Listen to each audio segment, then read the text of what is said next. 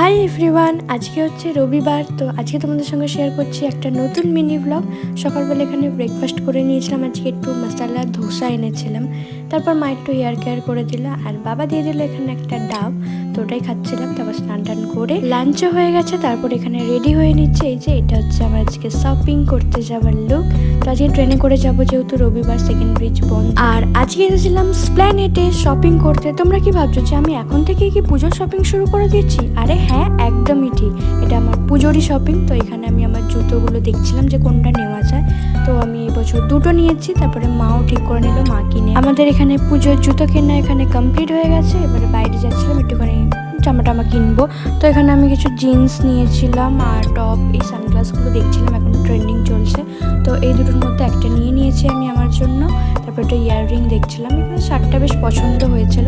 But আমি কি কিনেছি ওটা আমি পরে দেখাবো, এখন দেখালে আর পুজোর সেই ভাইবসটা আসবে। প্রচুর কিছু শপিং করে নিয়েছি এখানে। তো যাই হোক, তারপর এখানে একটু মোমো আর তার সাথে জল খেয়ে বাড়ি চলে এলাম। So yeah, that's it for today.